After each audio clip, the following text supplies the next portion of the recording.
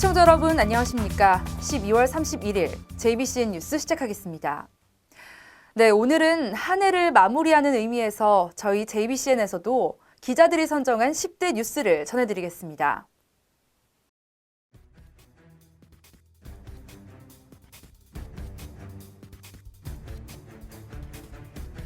평택 지역에도 메르스 공포가 확산되면서 시민들의 불안이 증폭되고 있습니다. 지난 20일 평택의 한 병원에서 메르스 확진 환자 2명에 이어 지난 28일 70대 남성 1명이 추가로 확인되면서 초비상사태입니다. 서해대교 화재가 발생한 날이었는데 소방관들의 투철한 정신이 없었다면 아마도 대형 참사가 불가피했을 거라는 게 전문가들의 추측입니다. 진압대원들이 엘리베이터를 타고 상판으로 올라갈 때까지 걸린 시간이 무려 2시간 넘게 걸렸다는 데 있습니다. 왜 그랬을까요? 한국도로공사 관계자가 시건장치로 잠겨있던 엘리베이터 문을 여는 데까지 걸린 시간이었습니다.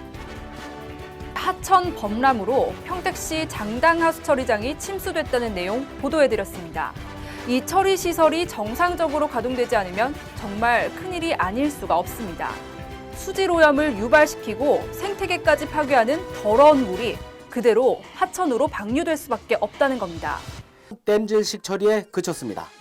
모든 피해 보상을 책임지겠다던 LH 측이 이제 와서 딴소리를 한다는 얘기입니다. 참 오랜 시간 동안 기다렸고 기대도 컸는데 아쉽게도 다음을 기약해야 할 것 같습니다. 평택 브레인시티 사업에 대한 얘기입니다. 행정자치부 투자심사에서 평택 브레인시티 사업에 대한 재검토 명령이 떨어졌습니다. 무려 8년이라는 시간이 흘렀습니다. 이 기나긴 세월 동안 주민들에게 안겨준 건 고통뿐이었습니다. 수많은 유혈 사태와 심지어 한 주민은 목숨까지 잃었습니다. 이처럼 평택 브레인시티 사업이 추진되는 과정에선 비극적인 사태까지 발생했습니다.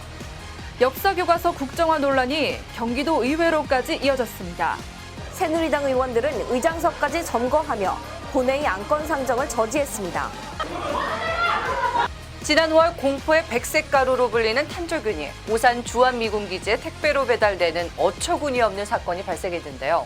탄저균 실험의 불법성을 규탄했습니다.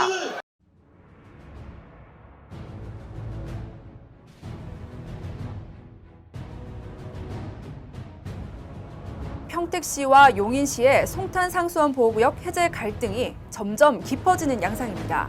앞으로 우리의 요구사항이 관철될 때까지 투쟁해 나가겠습니다. 용인시에서는 광역 상수도를 통해 수돗물이 충분히 공급될 수 있으니 송탄 정수장을 이용할 필요가 없고 송탄 상수도 보호구역도 해제해야 된다고 주장합니다.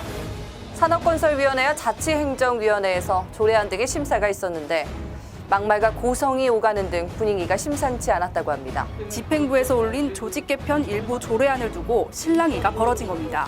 아까 좀 진작에도 전부 다 얘기를 해지 그럼 뭐 하는 거냐고 지금. 아이 사람을 다. 그런데 5년째 숨쉬기 힘들 정도로 심한 악취를 맡으며 공부를 하는 학생들이 있습니다. 바로 평택 세교산단 인근 학교를 다니는 학생들 얘기인데요. 냄새가 심하면 애들이 숨쉬기를 되게 좀 이렇게 숨 쉬어도 되나 싶을 정도로 애들이 많이 고민하고. 바로 평택시 행정의 무관심이란 것이 설득력을 얻고 있습니다. 김득중 쌍용자동차 금속 노조 지부장이 10일째 단식 투쟁을 이어가고 있습니다. 쌍용차 해고 노동자의 29번째 죽음을 막기 위해서 해고자 복직을 포함한 4대 의제가 관철돼야 한다고 그는 주장했습니다.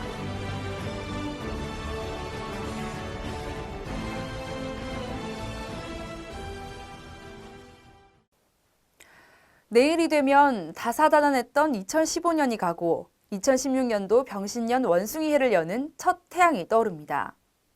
해맞이를 어디서 보내야 하는지도 아마 나름대로 계획했을 거라 생각됩니다. 전국적으로 유명한 일출명소에는 정동진 해돋이 축제와 해맞이 부산축제, 이 외에도 울산과 경포대, 제주 등에서 열리는 대표적인 축제들이 많은데 여러분들은 어디로 정하셨는지요? 일출 시간은 전국적으로 오전 7시 30분부터 48분 사이로 예상되고 있는데요. 2016년에도 뜻하신 모든 일들이 이뤄지길 바라겠습니다. 새해 첫날 아침 뉴스에 찾아뵙겠습니다.